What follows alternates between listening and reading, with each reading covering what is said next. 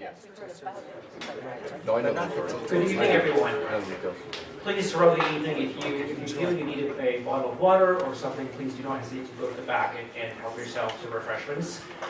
It's a very full room, which is wonderful, and we want to ensure that you're comfortable as you're learning about our program. Good evening again. My name is Kevin Goldthorpe. I'm the Executive Vice President for the Mount Sinai Hospital, as well as Foundation President. It's a great privilege to welcome you here to what is a very special evening. It's special from a scientific point of view, from a medical standpoint, as we launch an important suite of sarcoma research activities at Mount Sinai, trying to tackle that so far elusive goal of being able to treat far more effectively sarcoma, especially a subclass or subclasses of sarcoma that so far remain elusive to effective treatment. We're doing so by pursuing the vision of personalized or precision medicine, and our physician contacts will speak much more effectively about what that means for patients, what that means for other patient populations. But the idea that the right person gets the right treatment at the right point in time, that is our vision here at Mount Sinai. We're here because we're inspired by two tremendous individuals. We're inspired by Yaron, inspired by Rochelle Schwartz. Incredible people who have gone through their own battle and journey, who have been catalysts to engage others in this journey. Rochelle's business partner, medical partner. Charlotte, thank you, both of you, for being such wonderful mensches, for gathering people together, for nudging us along and bringing us here this evening, for allowing us to see a wider vision of what could happen in treatment. And for Yaron, for sharing your story, your personal battle against cancer, and your determination not to give up, to find treatments, to find that precise treatment that would put you into remission, to allow you to celebrate life. And we're so glad that you're here with us. To Dr. Shavansky, thank you so much for being part of our evening, for representing our corporate partner in this journey as Mount Sinai partners with Champions Oncology to tackle this challenge, to take a technology and look for a wider application into technology, a whole program of cancer care, treatment, and therapy at Mount Sinai and beyond. And then finally to our medical leadership. And I'll acknowledge, and he will acknowledge his colleagues here, Dr. Jay Wonder, our Surgeon-in-Chief, the head of the sarcoma research program. We're very proud of our entire surgical and oncology team at Mount Sinai, the fact that they have made Mount Sinai the destination for sarcoma treatment in Canada, and indeed a world-renowned center for treatment of that regard. So thank you all for doing this. And of course, what people don't in the general community often forget is that research and innovation, and so much capital and equipment, but here tonight, research and innovation, pushing the boundaries of medical care and treatment depends, and essentially depends upon philanthropy. And so we thank you for gathering to learn about what we're doing and to, we believe, be inspired by what we're doing and supporting us financially. So thank you so much for investing some time with us. To start off, I'd like to ask Dr. Wonder to come forward and speak to you about our sarcoma treatment and research program to give you that context of what's happening at Mount Sinai. Dr. Wonder.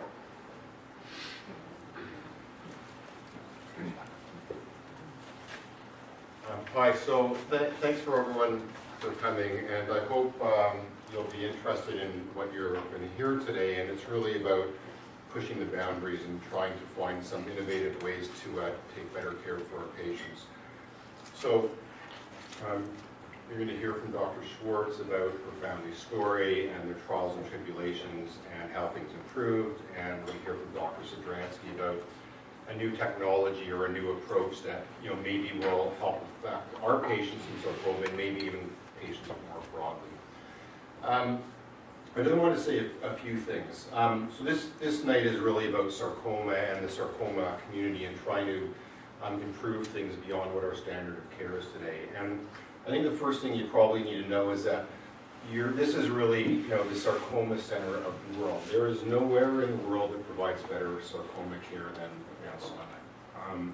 The results of our patients who have sarcomas of bone and soft tissue is as good as anywhere in the world, and you cannot find better results. And that's because of the hospital support, but it's also because of the physicians and all the allied people. But there's a lot of world leaders in sarcoma who are all here. So just you can see a few people.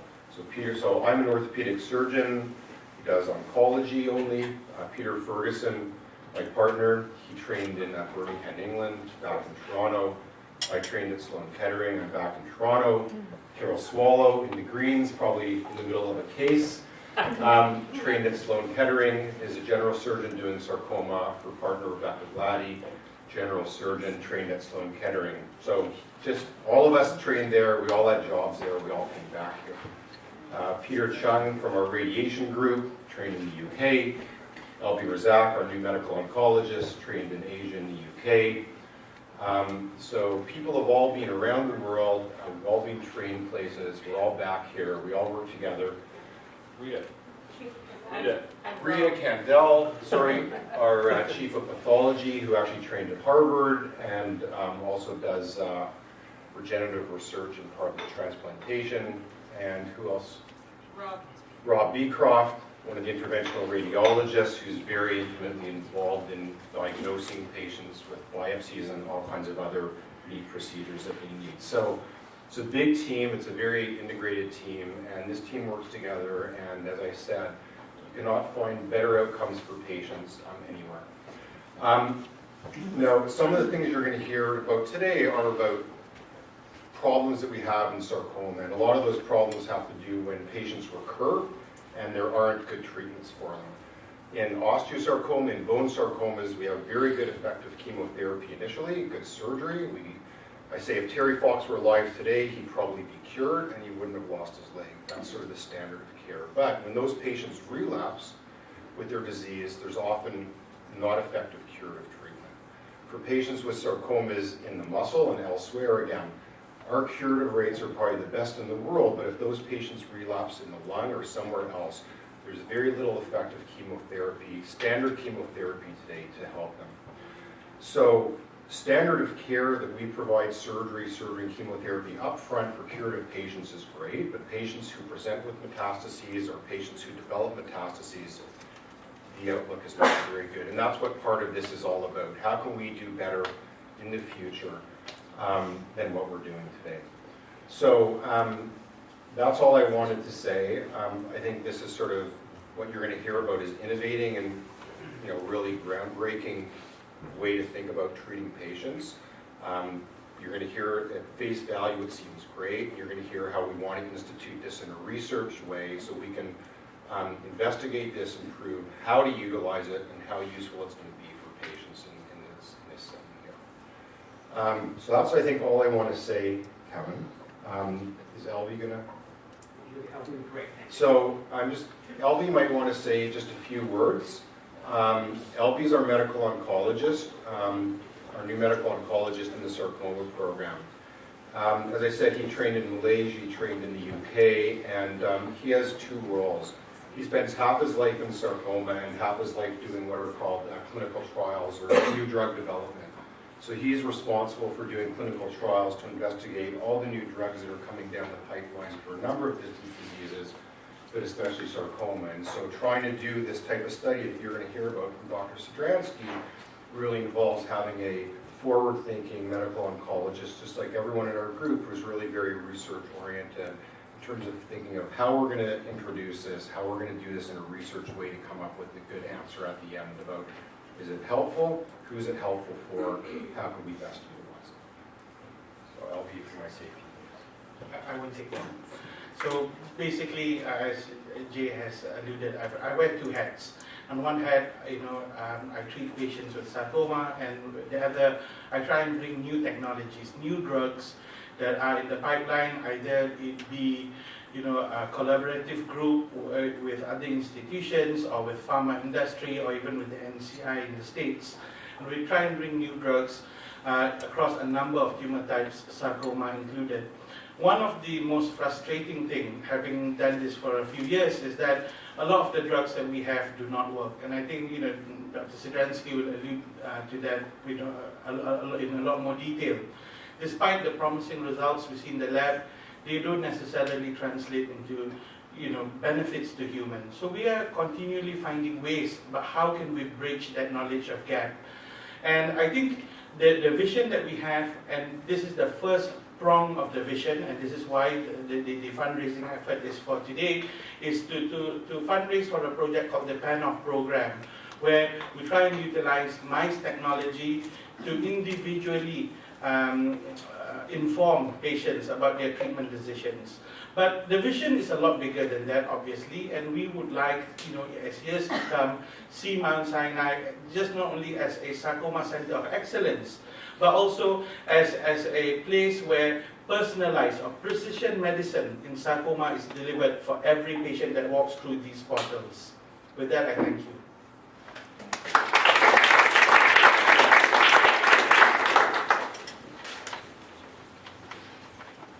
So thank you so much, Jay and Albie. This is exciting for us. We see, again, these three strategies move forward. They're outlined for you in the material. One using this device technology to the avatars, you'll hear soon. The other to develop new drugs, and the third to look at what the entire world of drugs might apply to tumors now to find a fast impact. So our inspiration is Dr. Rochelle Schwartz, and all of you, or most of you in this room know Rochelle. Her passion, her vision, her focus, and determination, I've grown to not just to understand it, but to truly love and admire it. So Rochelle.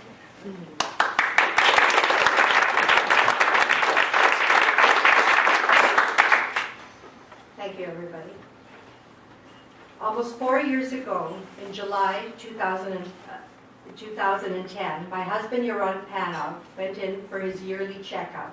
His routine abdominal ultrasound showed a cyst which looked benign in his abdomen. He was 55 at the time. He had no symptoms and was working full-time as an engineer. We were enjoying our beautiful 2 sons grow into incredible young men. Life seemed almost perfect, but at that moment, everything changed.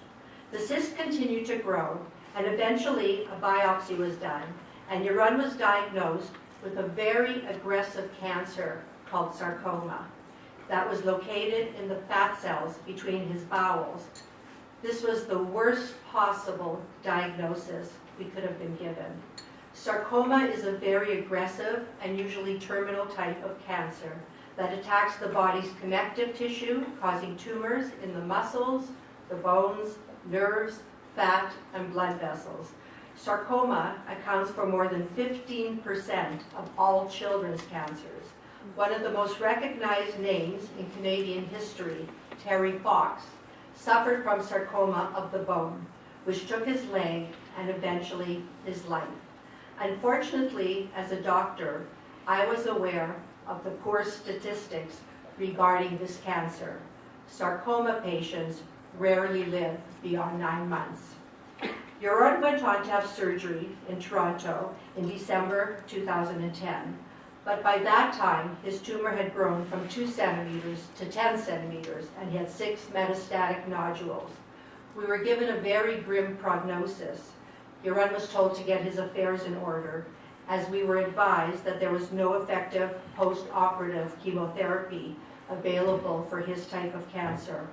However, we were told to book a follow-up appointment in 3 months' time so that Yaron wouldn't fall through the cracks, just in case he happened to survive. Feeling really completely defeated, we waited anxiously to see if the cancer would return, as we were told there was nothing really else we could do. As expected, Yaron's cancer returned 4 months later. We went back to see the doctor, who now advised us that another surgery was no longer an option, as it would involve removing Yaron's kidney, his spleen, part of his pancreas, and most of his bowel. There was a chance that he would not survive the surgery, and if he did, there could be numerous post-operative complications. Yaron was offered a last-ditch option of going into a chemotherapy trial. If he did this, the chance of the chemo working was anywhere from 10% to 20 or 30%. In other words, there was a 80 to 90% chance that it wouldn't work and Yaron was going to die. We were shell-shocked as we knew that the odds of Yaron surviving even 6 months were stacked against him. With a heavy heart, we went home to weigh the limited options presented to us in Canada. The next day, my sister Aviva called to tell me that she had heard about a world-renowned oncologist and researcher at Johns Hopkins Medical Center, Dr. David Sidransky. Dr. Sidransky had helped their good friend Adrian survive a terminal lung cancer. This young man, at the age of 50 and who had never smoked, had been given 6 months to live. The chemotherapy typically used around the world for his type of lung cancer, unfortunately, was not working for Adrian. However, he did not want to give up. Because he lived in Baltimore and near Johns Hopkins Medical Center, Adrian had heard about a unique avatar mice technology, which Dr. Sidransky had developed and was the founder of, with a USA and Israeli-based company called Champions Oncology. What Champions and researchers found that, and to the astonishment of Adrian's own oncologist in the United States, was that a completely different type of chemotherapy used for brain tumors, not lung cancer, would work on Adrian's lung tumor. Today, 6 years later, Adrian is alive and doing very well due to this unique precision chemotherapy technology. I immediately contacted Dr. Sidransky, who was kind enough to take my frantic call, and we flew to the USA the next day, where Yaron had a piece of his tumor removed and sent to Baltimore. The tumor was genetically analyzed and then implanted into mice avatars. And that means mice with his own tumor. After a few months, Yaron's exact cancer was growing in the mice. Then Dr. Sidransky and a teleconference panel, including the world's top oncologists and specialists in sarcoma, made an informed decision as to which chemotherapy drugs would be best to test on Yaron's mice. This seemed a much more precise and scientific approach than entering a double-blind study with potentially many side effects and a dismal chance of working.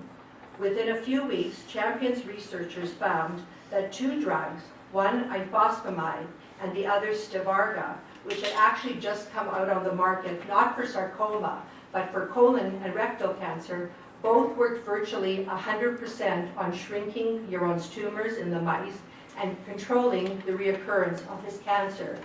This was incredible news for us, as now we could identify the best chemotherapy available for Yaron without having to experiment on him. To our relief, the chemotherapies also worked 100% in shrinking Yaron's tumors in his body. To my family, this was nothing short of a miracle. To Dr. Sidransky and his brilliant team of researchers, this was a remarkably simple and effective way of determining what the ideal chemotherapy should be in treating Yaron's genetically unique sarcoma. What we learned was that each person's cancer, whether it be ovarian, brain, pancreatic, colon, sarcoma, is always a bit genetically different with unique DNA mutations in that individual patient. That is why many cancers, that's why in many cancers, the traditional chemo drugs used for a particular type of cancer have a very low chance of working successfully. And the statistics are often just 15%.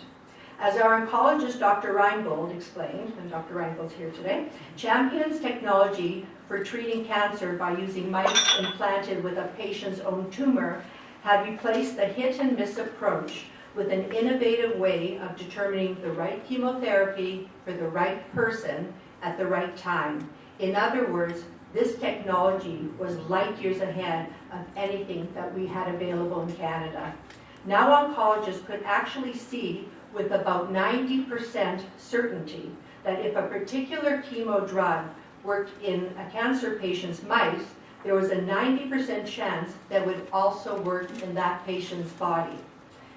That is truly an amazing statistic, especially in a terminally ill patient like Yaron, where he was given a death sentence, or at best, about a 15% chance that the chemotherapy would work. Now his odds of a precise chemotherapy working increased to 90%. Because of Dr. Sidransky and Champions Oncology's unique and innovative cancer technology, Yaron is alive and well almost 4 years later. This has given Yaron the opportunity he would have been denied to see our eldest son, Ilan, get into U of T Medical School. And God willing, Yaron, you better be at Ilan's graduation next year. Yaron is seeing our youngest son, Adi, finish his business degree at the University of Western Ontario and embark on his path as a successful business entrepreneur. Because of this groundbreaking cancer treatment, Yaron has lived to appreciate and enjoy seeing both of our sons make mature and excellent relationship decisions when choosing their wonderful girlfriends, Esther and Kayla, who are here tonight. Yaron is well enough to travel to see his elderly and ailing parents in Israel. We just got back from New York last week, where we celebrated Yaron's 59th birthday, which is coming up this Wednesday, and I have been blessed with having my husband, my partner, and my best friend enjoy life with me for at least 4 years longer than I expected. There is no cure for Yaron's cancer, and he still gets monthly chemo. But because of the precise way of determining which chemotherapies will be effective for Yaron, this has turned a terminal disease and a death sentence into a chronic condition that Yaron and our family can live with and enjoy a good quality of life. My family and I feel so incredibly fortunate that at a time when we were told that there was very little chance of Yaron surviving for more than a few months, that we were introduced to Dr. David Sidransky, Dr. Ronnie Morris, Dr. Karen Paz, Jordan Rubinson, Megan Lunetta, and their mice avatar technology at Champions. But what Dr. Sidransky and his team of researchers also gave us, most of all, was a feeling of hope, feeling of faith, and determination not to give up. Something a family so desperately needs when someone you love is diagnosed with this horrible disease called cancer. Somehow, because of Dr. Sidransky and his team, no matter what, we always feel that we have a plan B, or an ace in our back pocket, as new and exciting cancer drugs are continuing to be discovered. Thank you, David, for saving Yaron's life. That knowledge gives us a sense of relief and comfort no matter what our future may hold. It is because of our life-altering experience that my family and Yaron's family physician and my dearest partner and friend, Dr. Charla Lichtman, became very determined and worked extremely hard over the past year to convince someone in the Canadian healthcare system that bringing this unique and groundbreaking cancer treatment to Canada was so desperately needed. Thank you, Mount Sinai Hospital and the entire sarcoma department for accepting this challenge and agreeing to collaborate with us on this incredible opportunity and journey. I am positive that everyone in this room has been touched by cancer in some way or some form, whether personally, a beloved family member, a good friend, or a respected colleague.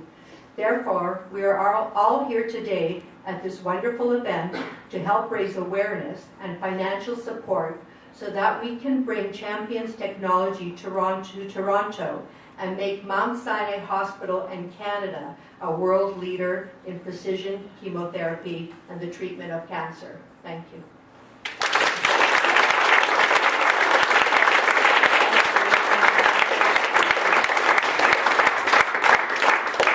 If you can indulge me for another moment, there's a lot of people I need to thank.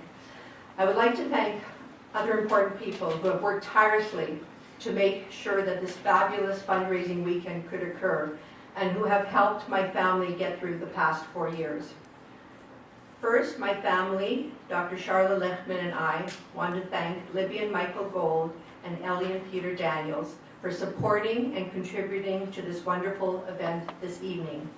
The Golds and the Daniels are the most incredibly caring, generous, and philanthropic families I have ever had the pleasure of meeting and knowing. Libby and Ellie, thank you for believing in my family's passionate cause and for your ongoing support and friendship from the moment you heard that my husband was diagnosed with cancer.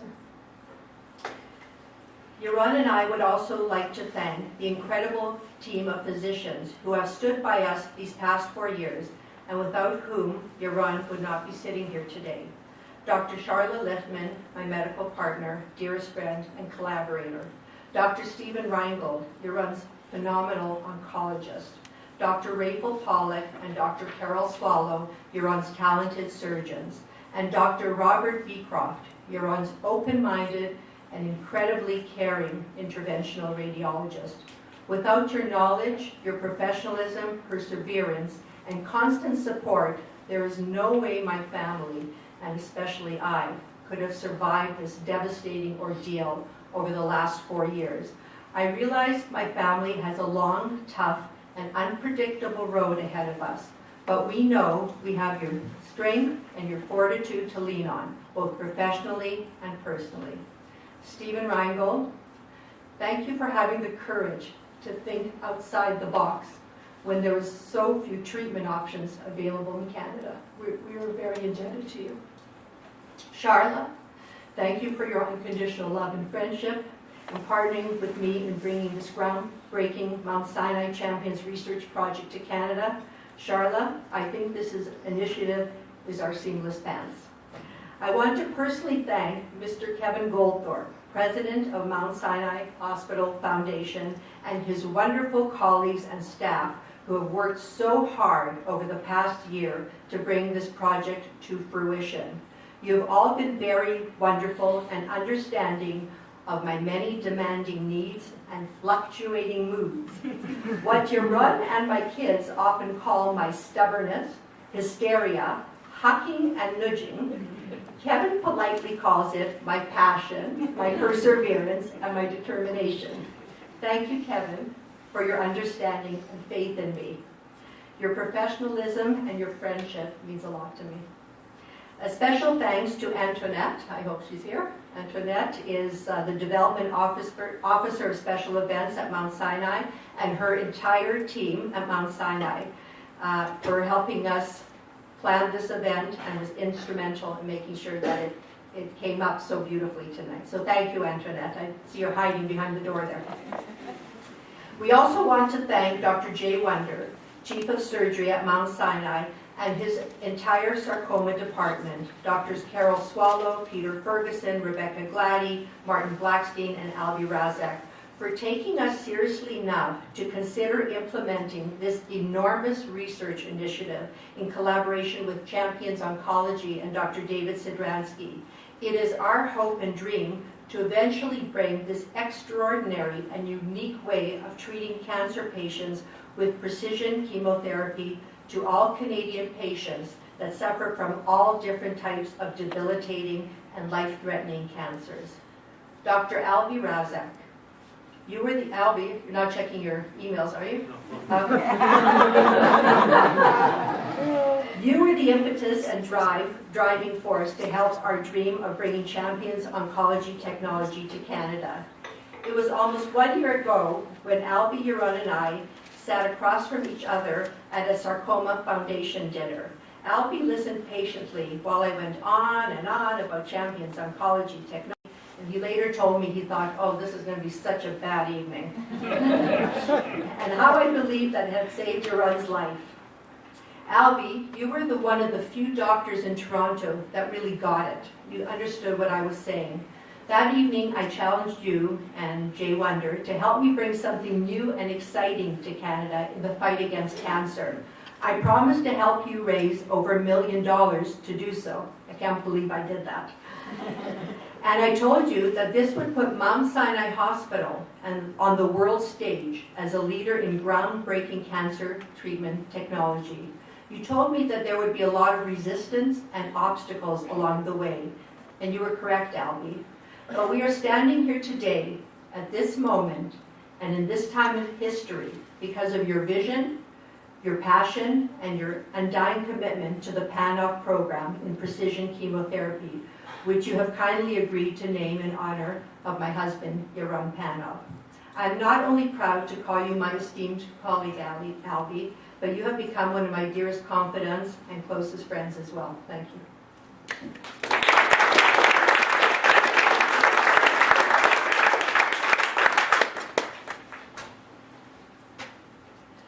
Tonight I would like to honor the memory of a young man who had a hand in first connecting me and Albie and was very special to both of us. Andrew Avetikoff and Andrew's mother and cousin are here today, and I know it's difficult for them to be here. Andrew unfortunately lost his battle with cancer at the young age of 27 a few months ago. I hope I can speak for all of us here tonight, Bella and Flora, when I promise to keep Andrew's memory, his eternal memory, alive as part of our precision chemotherapy initiative with Mount Sinai Hospital and Champions Oncology. I promise you that. Our families and our friends have been pillars of strength for us during these trying years, especially my sisters Esther, Aviva, Anne, and your own sister Zhenya, and our dearest friends and unofficial medical consultants, Dr. Jeffrey Zaltzman and Dr. Carolyn Bassoon. Thank you all for supporting and encouraging us at all times, and especially when we just wanted to give up, because that seems so much easier. To our dear and wonderful sons, Ilan and Adi, thank you for continuing to be a beacon of hope, support, and courage for me and Daddy. We don't know how we could have possibly functioned without your constant strength and continual help. And thank you both for promising me that no matter what happens, I will never be alone. And last year on, my husband, my love, and the person who is actually living with this difficult and horrible disease called cancer, your constant positivity, your determination, and your refusal to give up, and your taking each difficult situation and decision in stride has made it so much easier for me to deal with what life has thrown at us. You're an incredible example to humanity that a person can deal with almost anything in life with dignity and with courage, even when the odds are stacked against them. I believe it is your positive attitude, your drive in life, and definitely your sheer stubbornness more than anything else that is keeping you alive and well. I wake up every morning and I feel very, very lucky. I read an article last week in the Canadian Jewish News that was written by a rabbi that said fundraising is sacred work when you believe in it and you have a good partner to work with. My family feels so fortunate to be collaborating with such wonderful partners as Dr. Charla Lichtman, Dr. David Sidransky, and Champions Oncology, Dr. Al B. Razak, Dr. Jay Wonder and their sarcoma team, and Mr. Kevin Goldthorpe and his wonderful team. Thank you everyone for coming here today to help us carry out the sacred work of giving tzedakah through fundraising. Thank you.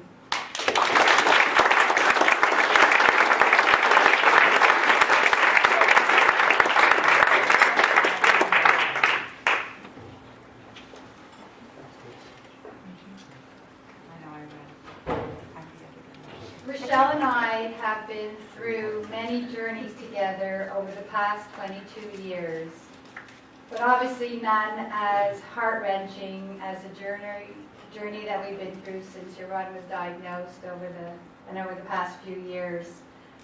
I'm continuously in awe of Rochelle's boundless energy, passion, dedication, and commitment to whatever project she's involved in. But most impressive is her dedication and commitment to her patients, her friends, her family, and of course to Yaron. Rochelle, I feel extremely privileged and blessed to have you as a medical partner and as my very dear friend. You've had a little introduction to the great work that Dr. David Sidransky has done. I'm just going to give you a little bit of more background to his credentials before he speaks. Dr. Sidransky is a renowned oncologist and research scientist named and profiled by Time magazine in 2001 as one of the top physicians and scientists in America, recognized for his work with early detection of cancer. Since 1994, Dr. Sidransky has been the director of the Head and Neck Cancer Research Division at Johns Hopkins University School of Medicine and professor of oncology, otolaryngology, cellular and molecular medicine, urology, genetics, and pathology at Johns Hopkins University and Hospital. During the past decade in the field of oncology, Dr. Sidransky has been one of the world's most highly cited researchers in clinic and medical journals with over 500 peer-reviewed publications. He has contributed more than 60 cancer reviews and chapters. Dr. Sidransky has served as director of the American Association for Cancer Research for several years. He was also a chairperson of several of their international conferences on molecular diagnostics and cancer therapeutic development, maximizing opportunities for personalized treatment. Dr. Zadradsky was appointed the chairman of the board of directors of Champions Oncology in October 2007, and he's the founder of a number of biotechnology companies and holds numerous biotechnology patents.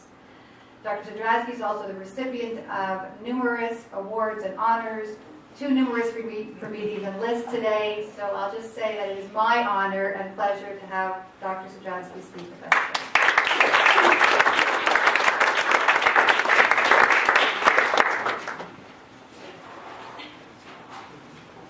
Thank you very much, Charlotte. It's really a pleasure to be here. And just want to start by telling you that I have to tell you that as I left Israel a few days ago and I was coming up here, I really had no idea who were these kind of, very passionate, slightly nutty ladies that kept calling us all the time and telling us that, actually they wanted to start a Champions branch. They wanted to do something here in Toronto. And, one of the things that was going to happen was that I was going to come up here for this launch. We're going to have this great event, etc. So I have to tell you, I've been riding in the car with these ladies now for 2 days. So I just have to tell you a few secrets. They think I'm not listening, but I'm hearing everything that's going on in the front seat over there, okay? One of the most interesting questions that I got, was when Rochelle turned around and said, "You guys think I'm crazy, don't you?" And then she pushed it a little bit more and said, "You think I'm a big nudge, right?" And what I told her is, I said, "Look, in the context of trying to drive home new approaches and trying to do something for your husband and trying to do something for your community, you're actually right around what we need, right in the average of what we need for people that really make something happen." And the truth of the matter is, I'll tell you, after riding around with them in the car for 2 days, these are incredibly devoted, passionate women, ultimate professionals. I hear them talk, while they were in the car with their patients, with the staff, etc. They're great doctors. They're great people.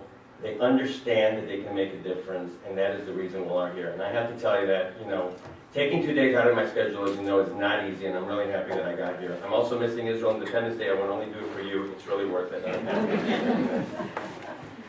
And the truth, and this really leads me to I guess, an interesting question. Why did you found, Champions Oncology? And really what I see in them and what I see in terms of the drive is exactly what led us to start the company. It wasn't a company that I came up with one idea and said, let's start, putting tumors into mice and seeing if we can do this as a commercial venture. We were doing it. We were putting tumors into mice, and it was a patient that one day came to us and said, "Oh, hold on a second. Great research. It's my tumor in there. Can't you do something for me?" And it really lit a light bulb, that so many times we do stuff in the laboratory and we don't think of what it is that we can do to translate and really help the human beings that are donating the material, donating the models. And actually, to make a long story short, there's a patient with metastatic pancreatic cancer. We've heard it many times today as one of my 5 or 6 talks over the last couple of days. And, really an amazing story. We ended up testing these drugs in mice. Patient with metastatic pancreatic cancer lived more than 5 years. By the way, that patient paid almost $1 million to be able to run these models and be able to treat himself. And one of the controversies at the time is, oh my God, how much is this patient having to do to help himself? And I said, you don't understand. It's not the issue of helping himself. This will lay the groundwork to help others. The costs now for doing this have dramatically plummeted. In the United States, it's only $1,500 to a graft. In Canada, it's about $3,000. That's because of patients like that drove the science and the technology and gave us the passion that we needed to start this venture. And in many ways, it's interesting because people often don't ask, why is it Champions, right? And Champions is because patients are their own champions. It's always been like that. If you develop a model and you want it to help yourself, it's because you're your own champion. And ultimately, people can help you when you're your champion, but you need to have that driving passion to be able to make it work. So this is the problem that we face today in oncology. And for all the good news that you hear in the newspapers and all the great breakthroughs, the ultimate question today is, can we change the paradigm from 100 years ago when we began to develop drugs specifically for a population, like everybody in this room, and can we actually make a drug that works for each individual patient? That's what it all comes down to. When you're talking about personalization, when you're talking about precision, it means taking the right drug to the right patient so they don't get the side effects, and especially in cancer, it ain't aspirin. These are bad drugs. You don't want to take them if they don't work, and to make sure that they have the highest chance of success. That has dominated the field now of oncology for the last 20 years, and only in the last few years has it become, I think, a reality.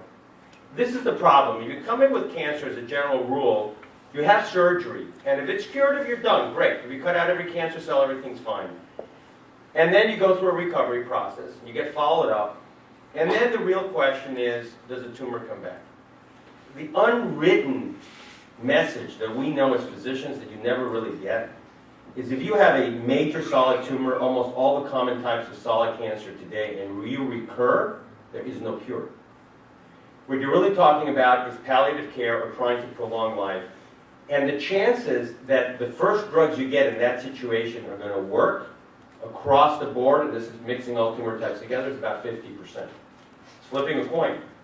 So we were to treat everybody in this room, about half the patients would benefit, half would not. The half that wouldn't benefit would get the toxicity, the side effects, and they wouldn't get better.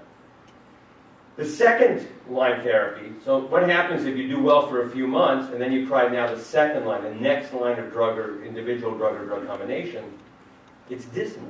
15% chance, 1 out of 7 chance. You've heard the numbers already from Rochelle. There's much more chance that the drugs are going to hurt you than they're going to help you. Yet that's the standard. That's all we have to do. And it gets only worse, obviously, as you go down the line. 10% I think is actually very generous. For a lot of solid tumors, there is no third-line therapy, or it's close to zero as it's had anything else. And that's the problem that we're facing. How can we take these drugs that don't work in very many patients and just find the right one so that the chance is 80, 90, or 100% that it'll work in that particular patient? So the remarkable thing about oncology, as much as you've heard all the successes, is that the ability to tailor a personalized therapy has been more of a dream than the reality. And we'll get into this in a little bit of detail as we go through this. Everybody writes about it, everybody wants to do it. There's been an occasional breakthrough. For example, there's a mutation in a gene when you have in lung cancer called EGFR. If EGFR is mutated, predominantly in female non-smokers and predominantly in female non-smokers that are Asian, you can get a drug that'll buy you 12 to 18 months. You take it orally, you take it, it's called Tarceva. Big breakthrough. Very few examples like that. Probably a handful that you can count where you found a specific mutation or target. You can take a specific pill or medication, and you know that the likelihood of success is near 100%. But that's what we're trying to do for everybody, is try to find that target somehow, some way. And it's eluded us just by doing molecular analysis, which is why we've come to this approach. In a nutshell, this is really what I've been talking about. You have this large population, and basically the way trials are done now is we treat the entire population, see which is the drug that has the highest effect in the entire population. So let's assume that this is a large number of sarcoma patients. Now, their individual tumors, which I've designated here essentially as having different colors, are very different. Some are similar and some are different, but everybody will get the same drugs. And that standard has created, but that level of evidence has created standards of first-line therapy, second-line therapy, third-line therapy. But the problem, of course, again, is that it's just treating a population, it's not treating an individual patient. So in a sense, the goal of what we're trying to do is to maximize the personalization of the precision. And in many ways, you can just simply think about it as say, hey, you know what? Drug A is better for those that are red, drug B is better for those that are green, and drug C is better for those that are blue. That allows you to pull subpopulations out. And if you could identify them in some way or fashion, would allow you to give the specific treatment for each of the different groups. That's what we're trying to do. How to make it happen is what I need to talk to you about, but again, has been difficult until we've developed these avatar technology. Now, what's interesting, when I think back to the top, which is the old way. The old way was old for a long, long time. At the turn of the century, the way your tumor was characterized was by a pathologist taking a piece of it, cutting it, using some very basic stains to look at cells, and basically announcing that it's a lung cancer or a particular subset of lung cancer or a type of sarcoma. That pretty much dominated the entire clinical field for 100 years. It wasn't really until the turn of this last century that molecular analysis began to change that, and what I have in the bottom is really the new way. The new way now is you do much more sophisticated analysis. You've heard about what's going on here and in other centers. You can look at genetics, you can look at mutations, you can look at proteins, you look at RNA, all the kind of stuff that helps you determine these subgroups. And to some extent it's helped. It's helped define some groups, but as I said earlier, only a small number of patients have these specific changes that allow you to better personalize treatment. So we basically, as I said, came up with this idea. And we came up with this idea, as I said, because we wanted to understand the biology of cancer, not because we knew we were going to come up with a better treatment paradigm. The basic idea is essentially cloning a piece of the tumor, cloning a piece of a patient's tumor into essentially a living organism, a mouse with a deficient immune system. It has to be deficient so that it'll take the tumor, otherwise it'll reject it. And then the notion is that once this tumor grows, we can basically propagate it in mice and essentially create identical clones of the tumor. Now, what I've shown here in the box is the complexity of human cancer. And we really didn't appreciate this until we began to approach it in this way. But a tumor is not just the cancer cells. It's not just cancer cells you can grow in plastic. It's not just the cancer cells that you do genetic analysis. It's really a whole neighborhood or a microenvironment. And so one of the ways I like to describe a tumor is to really describe a neighborhood. And it's as simple as trying to kill the cancer cells as trying to kill criminals in a neighborhood. To identify the neighborhood, you first have to have a zip code, or you have to demarcate it to say, okay, this is my tumor, this is my neighborhood. You need pathways in there. You need either roads or blood vessels to get in. You need white cells or cops to be able to find and kill, eventually destroy and the cancer cells or the bad guys. And then you need some place for these people to live, right? So you need houses, and that's the stroma. Those are surrounding cells that help nurture the cancer cells. That's what makes up the entire neighborhood, and that's what we've put into a mouse. And what was really a surprise to us is we knew we could grow cancer cells in the mouse, but as I show on the right-hand side, we didn't know that we could grow this whole neighborhood. This whole microenvironment, when put into a mouse, actually grew really nicely with all the right interactions and all the right connections between the different pieces of the roads and buildings and the neighborhood and everything else that's necessary. And that's essentially when we realized that we had created a model that was very, very similar to the human system, the microenvironment that is a complete tumor, and led us to this notion that we could begin to treat the tumor in the mouse and then translate those results into a human patient. So let me just give you an example, and hopefully this will work, of how this works.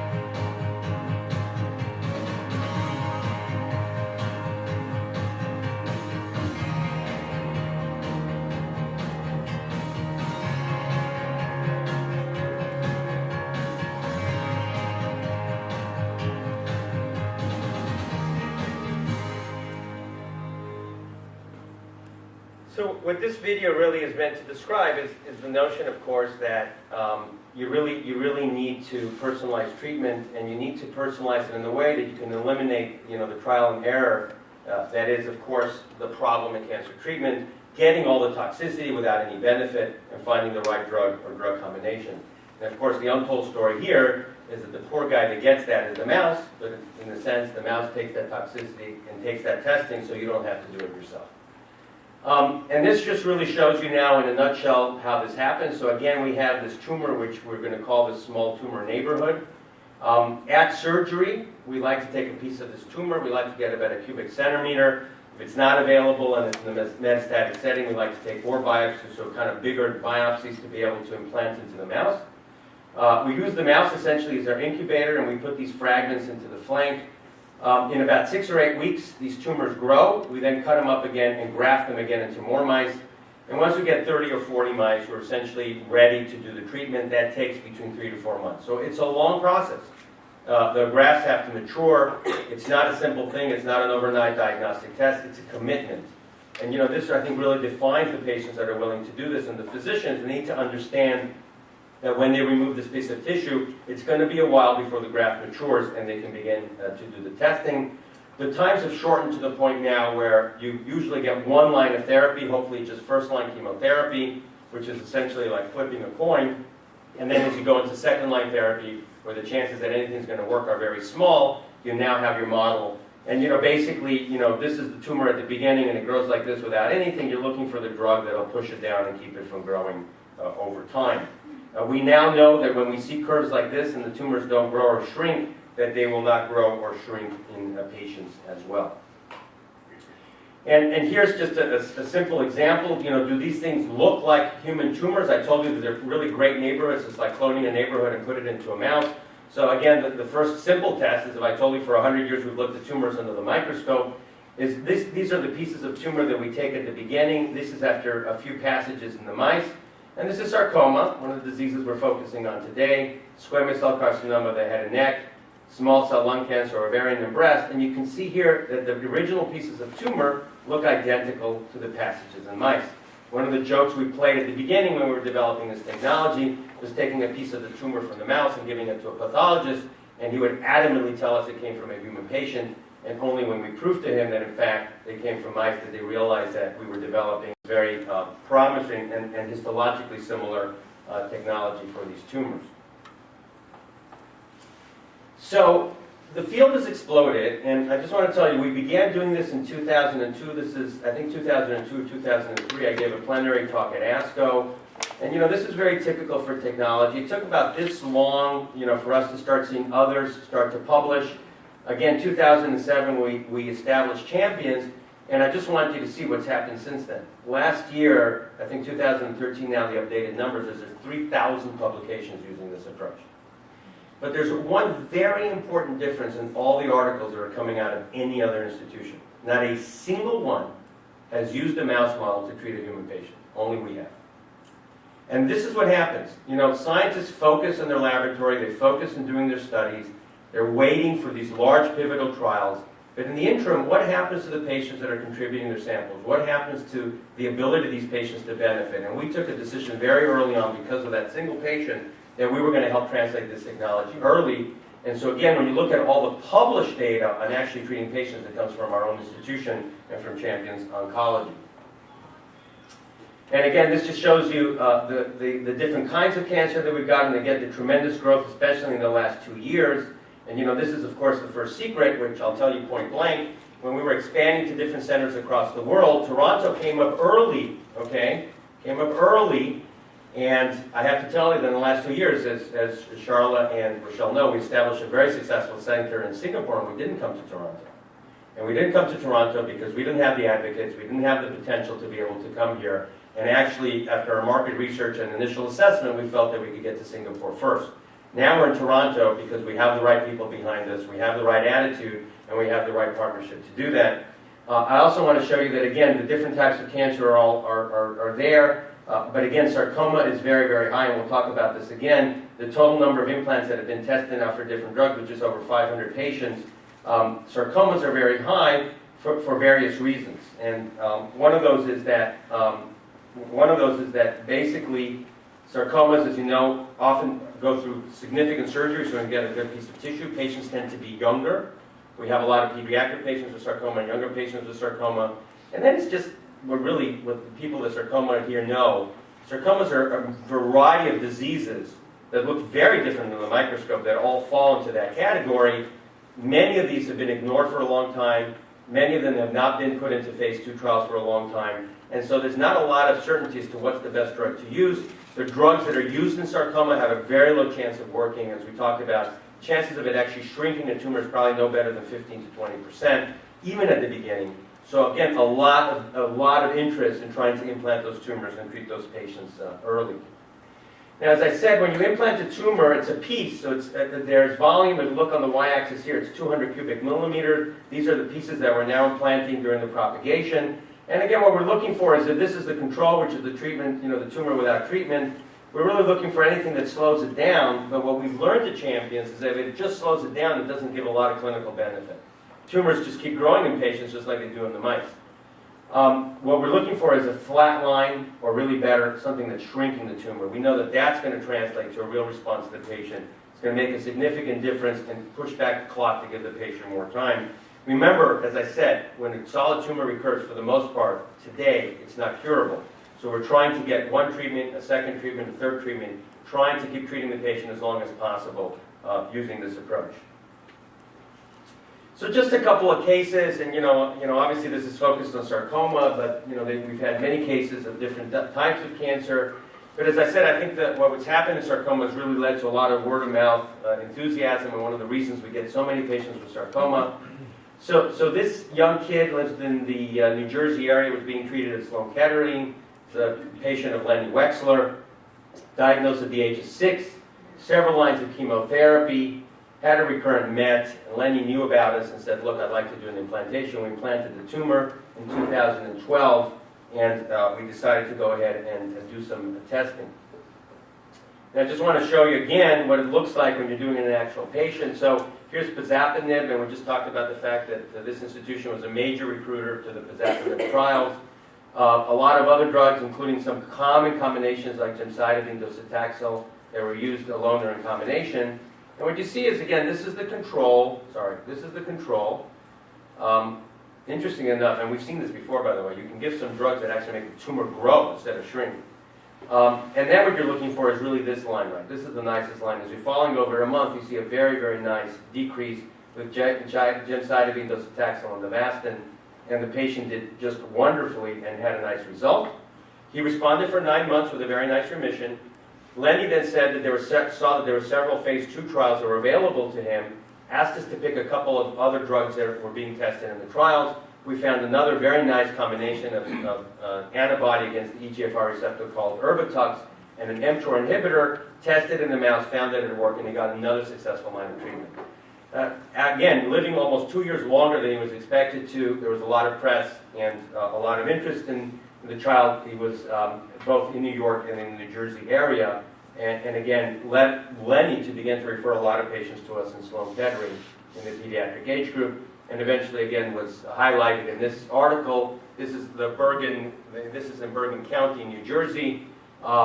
Saved by Mighty Mouse, one of the great stories that you can tell. And again, the family obviously is very grateful for what we were able to do with the child. So, I talked about sarcoma. I just want to give you one case that in breast, that gives you a little bit of a flavor sometimes as to how much more information we get.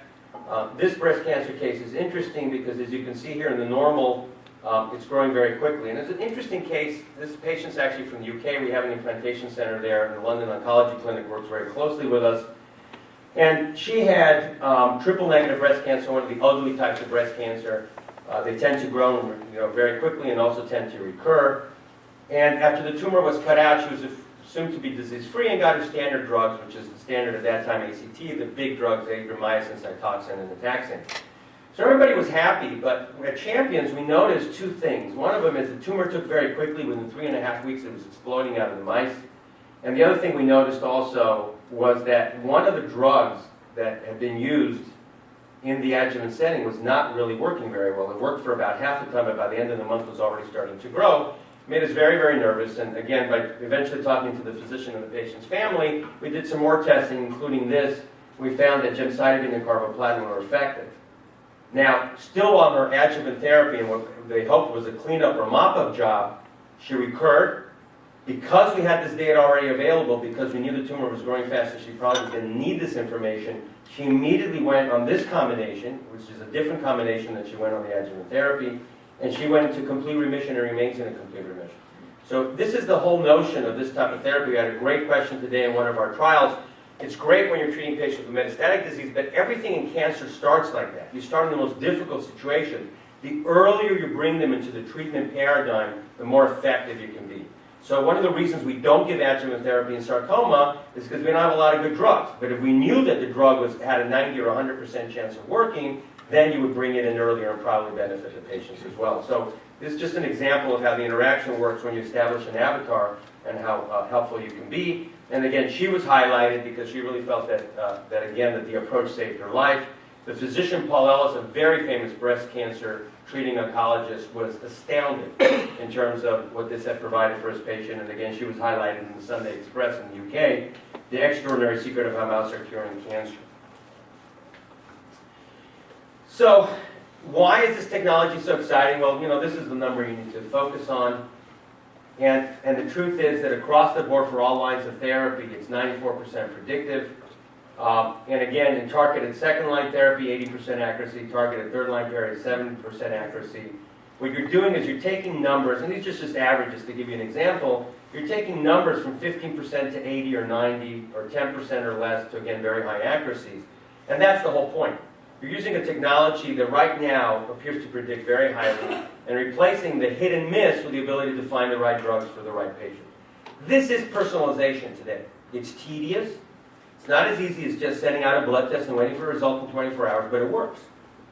It's not comprehensive genetic analysis, which helps us sometimes find the right drugs as well, but you can test any drug or combination, any antibody, or any therapy that's available today, with the exception of the new immune therapies, but that's changing as well. We're hope to be able to provide that very soon as well. So it really allows you to take that whole plethora of drugs that are available, the ones that have some chance of working or no chance or very little chance of working, and just finding the ones that are actually going to help the right patient. So we take the situation as I started, from initial surgery to recovery where everything looks fine, and then really the very sad news that you receive when the tumor has recurred, and taking these kinds of odds, which are really devastating for patients when they hear it. You've heard it firsthand how devastating it is. Nobody wants to hear that there's a 1 in 7 or 1 in 10 chance that a drug is going to work, and converting it to something that's very likely to work. And that's what this whole approach is about. It's about personalization and taking, again, a very difficult and essentially life-ending situation and turning it into a responsive chronic disease that, again, allows you to go from one discovery to another as long as possible and be able to benefit that both for the patient and obviously for the family. Just taking a step back, so again, we're rapidly expanding. I've already talked about Baltimore, New York is where we've started. We spread to California, to England, to Israel, to Singapore recently, and now, hopefully here in Toronto with this new partnership. So we're very excited about that. We're also targeting, by the way, Central Europe, which is probably going to be Switzerland or France, and also Brazil. And again, these are communities that in many ways bring us. We do the initial assessment. We look for oncologists that are interested in doing this. We look again for thought processes that are there and are out of the box and are willing to take this approach while we're waiting for all the definitive trials and everything else to take place in the United States. I have to tell you that, after several lectures today, I've had nothing but this warmest reception for many people. I don't think it's because of me. I think it's because of this great duet over here. But just the people, I can't tell you how many hugs and kisses I've gotten today, so I'm very happy about that. And really, it's just amazing. I mean, just people are interested, they're excited, they want to do this, they want to bring it to Canada, and we're happy to be here and help you do that. I just want to give you one slide about my vision, because in many ways, you're always thinking, what's the next step? How are you going to grow? So remember now, we have about 1,000 models in our bank from different patients that have come in. And I just want to show you a little bit of the interaction, the way this is going. So we have our personalized oncology side at Champions. These are patients coming in, they get grafted, they get tested, okay? Increasingly, the pharmaceutical companies now, and every single pharmaceutical company is using these models in terms of completely converted to these new types of cancer models, which is great for all of us because it means that new drugs that are coming out are going to have a much better chance of working. And what happens is when a patient succeeds, when we see something that works in the patient, okay, that works in the mouse and is given to the patient, we have all this molecular characterization that we've done so we can find patient signatures. We can help the drug companies think of using that patient signature as they go into their clinical trial so that maybe they don't even have to implant all their patients. They can actually use the signature to select the patients that are likely to respond. And that's a lot easier. That is an overnight or a few day test. And the other thing, of course, is that as the companies are developing the drugs in the bank by testing hundreds of models, they're also looking for drug signatures, which we can give back to the patients and again put into clinical practice. So in a way, we've really become kind of the repository for this incredible amount of information and database.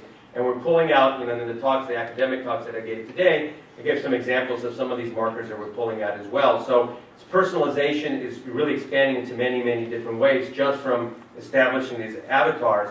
And it really brings home the most important point, which is when you establish an avatar, it's really a partnership. It's a partnership with your physician, with Champions, and really in the sense also of the pharmaceutical industry, because everybody's going to play around with this model to your benefit and to the benefit of others. And just like that first patient that paid so much to be able to help himself, we established and leveraged that to be able to help other patients with the same disease. We learn from treating the models, we get better treatments and just get better at picking the drugs. And again, it's an environment that's very conducive to discovery and to success. So I just want to end with something that I think, we all know, because that's the reason we're here today.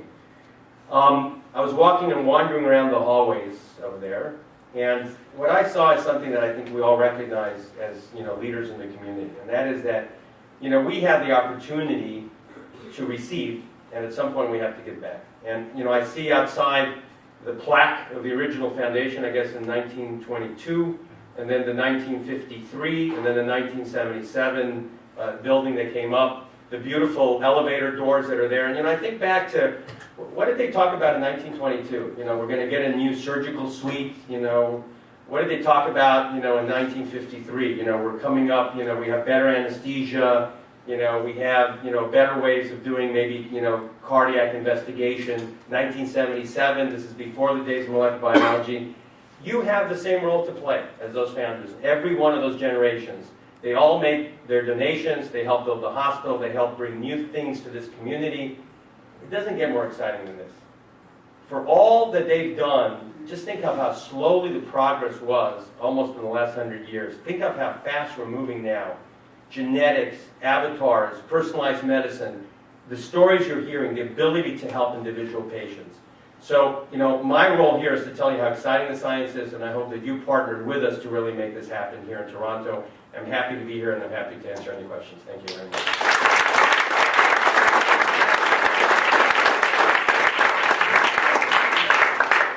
Yes? How do you decide on what drugs to use for a specific patient? Right. It's a great question, and it's one that often academic physicians ask us a lot, because when they look at these combinations and say, how do you get there? How do you get to that drug? So what I tell everybody is really each patient has their own journey, and so what happens is when you look at the individual case, you see what they've already gotten that hasn't worked. You don't use those. You go to the next line of therapy in terms of the common drugs that may work in their cancer. That's usually where we start. Okay. Then we go into general classes of drugs that have activity but haven't been tested in that particular cancer. Nobody bothered to do a phase 2 study, or the chances of it working are so small that they're only listed at the bottom of the textbook in terms of working.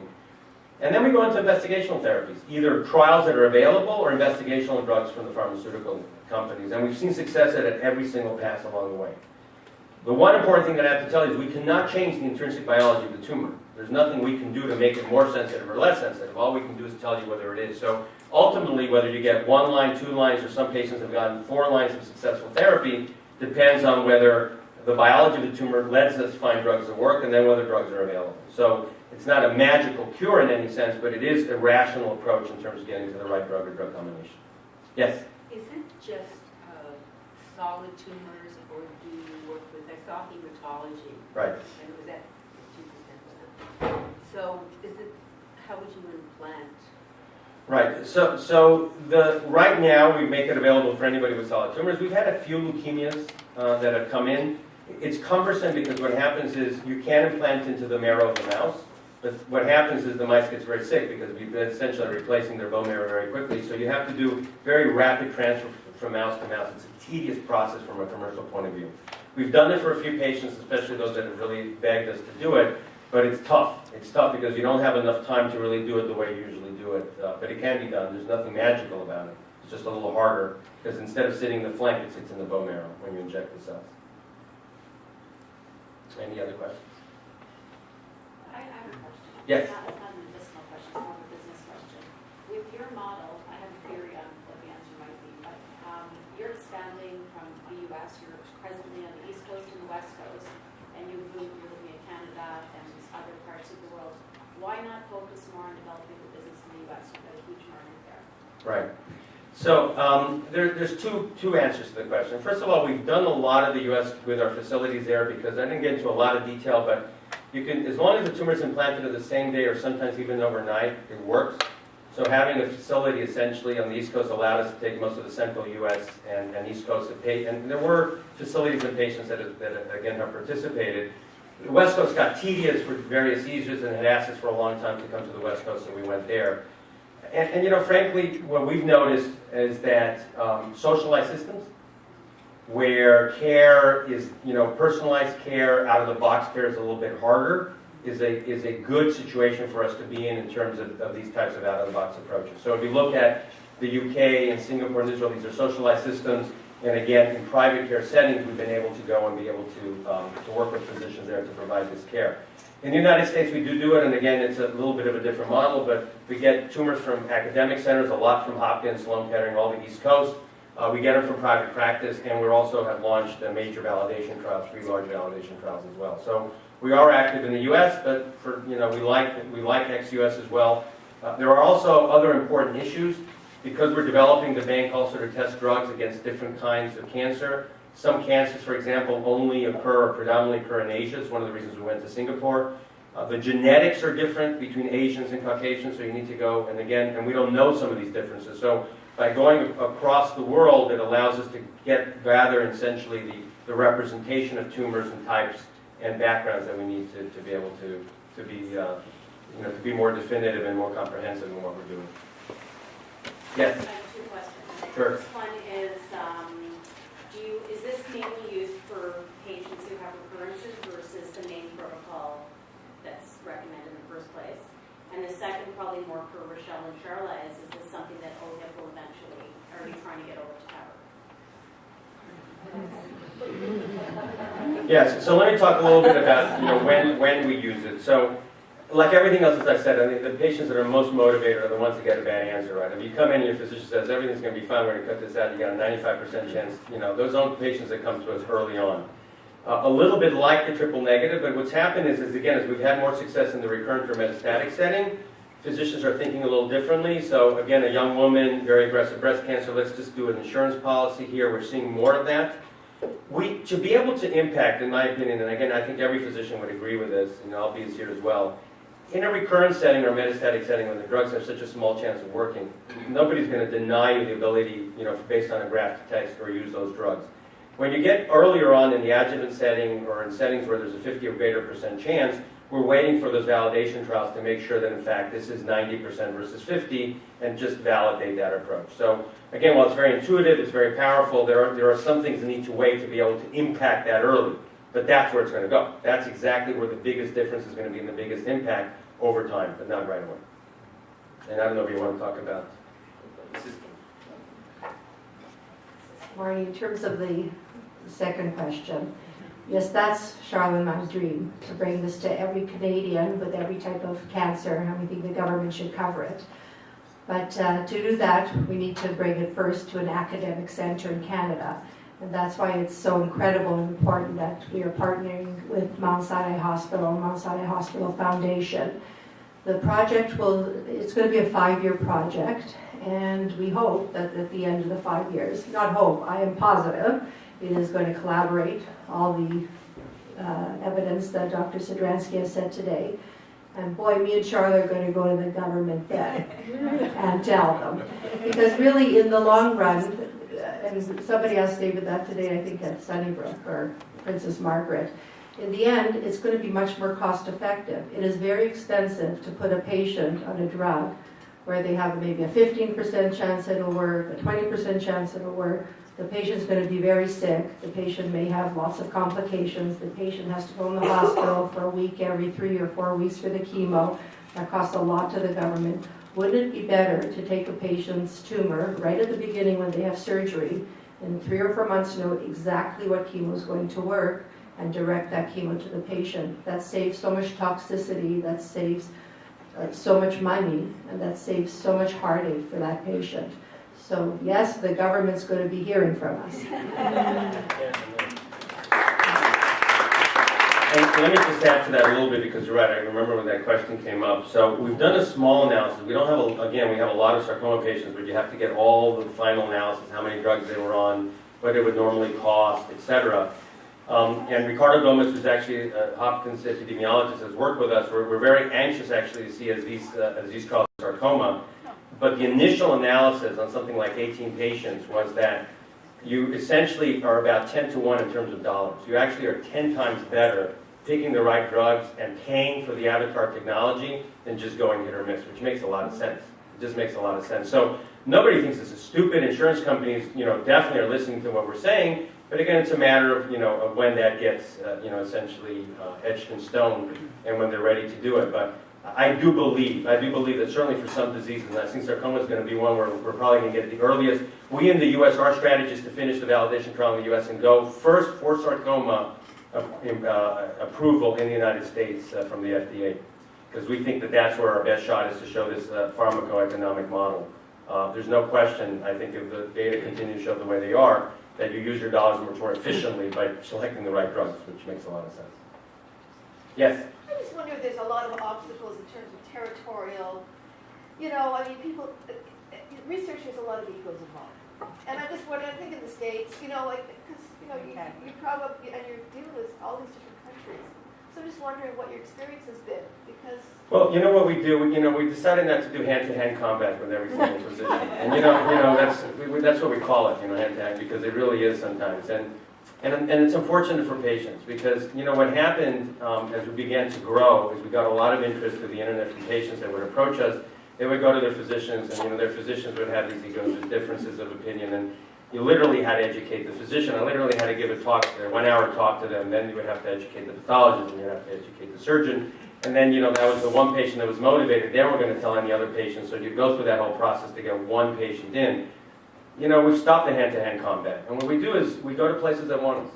Look, if you look across the board, and this is for any new technology, about a third of oncologists or a third of physicians are early adopters. They're looking for something new. One of the secrets is that most of the time they tend to be younger, okay?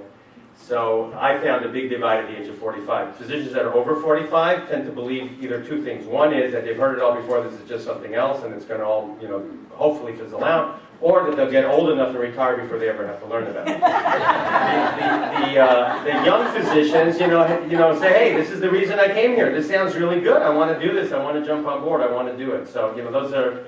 Then you have a third of the people that are really neutral, and they just kind of wave, like the wind, and it's the way patient wants it, I'll do it. If they don't want it, I don't want it. And then you have, I don't think it's a third actually, I think it's about 10% that basically believe that they are the last stop between you and mankind to save everybody from these terrible technologies. And they're the ones that get up and say, oh my God, this is unethical, not everybody can do this, why are you doing this? And you know what, I tell them it's fine, except you know what, why did you call me when your wife got cancer and you wanted to get grafted? And these are the most hypocritical people, because they believe that they're so smart and paternalistic that they can tell everybody else what to do, but they're smart enough to help themselves when they need to help themselves. And that's actually, this is a true exchange that I saw between Lenny Wexler and another physician, where literally, I did not know, but actually he had grafted his wife but told everybody it was unethical to graft everybody else. So, I think that, if you want to be adamant and you want to fall on your sword and say, it's too early, I can't do it, that's fine. Our approach is we work with people that want to work with us. We don't battle, we don't do the hand-to-hand combat anymore. Yes. What does coming to Canada mean for you, for your business specifically? What are you going to do? Are you going to put a lab here, or what is going to be on the ground?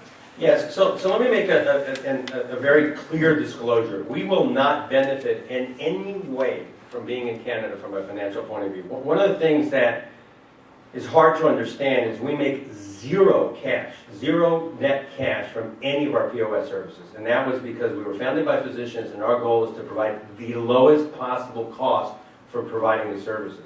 We do make money eventually by serving the pharmaceutical industry, and that's where we make our money. So there is nothing for us to gain in a commercial point of view. I'll tell you what we do gain.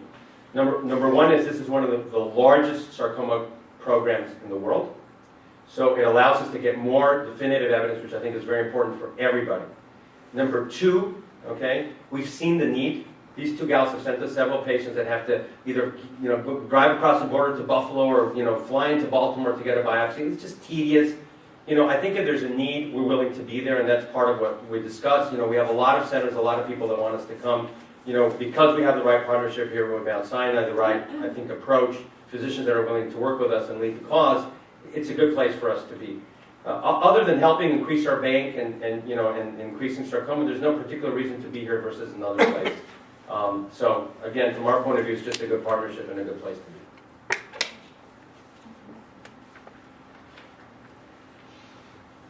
Anything else? I just want to call out my beautiful niece, Danny Kagan, and her beautiful friend, Victoria Marshman. If you could tell us about your fundraiser for the Panov program at Mount Sinai that you are planning on October the 2nd. And we're inviting you all there. It's going to be phenomenal.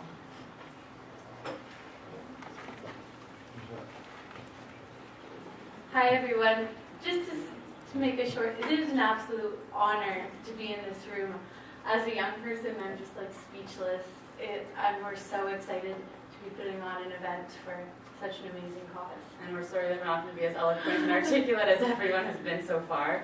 My name is Danny. I'm Michelle's niece and Jeroen's niece. And Victoria and I, along with our friend Jessica, who can't be here tonight, we run a charity event every year.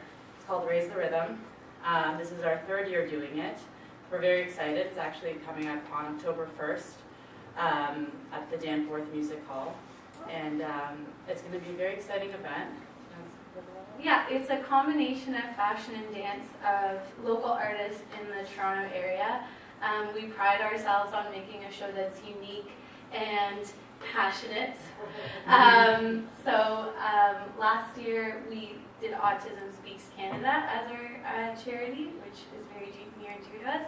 And I think this hits a little closer to home, so we're really excited to start raising funds for it and get it off the ground. Yeah, so every year we do it for a different Canadian charity. Our first year we did it for Canadian Feed the Children, and we raised in our first year just a little over $5,000. And last year for Autism Speaks, we raised about 10 grand. And we're hoping to triple, quadruple this year for precision chemotherapy. That would be really, really wonderful for us and for everyone here and helping to make this a success and possible.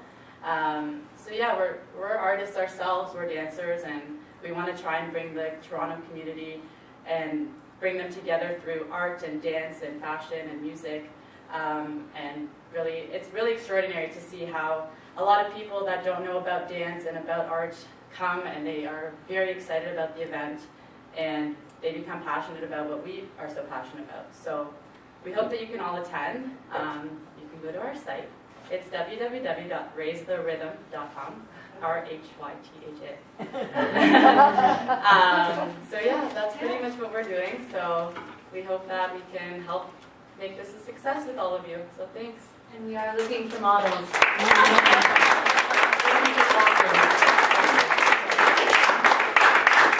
I'm gonna model with Albie. Yay! As I said, Rochelle, we don't want nightmares.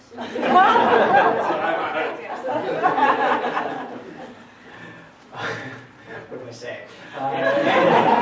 Okay, we'll get planning. Dr. Spansky, thank you very much for joining us here. We're very grateful for your commitment to helping us innovate in Toronto, Canada. To Charla and to Rochelle, to your inspiration, thank you so much for driving this forward. To all of you, let us be very blunt. We can't do this unless we have your support. We need you. This is where you come in. You have material at your places along with their contribution forms. If you would like to have a discussion tonight or a discussion later on in private, please speak to either my colleague Antoinette or speak to me. We'll arrange that. We need philanthropy to make this happen, and now we turn it over to you. Thank you. Have a good evening.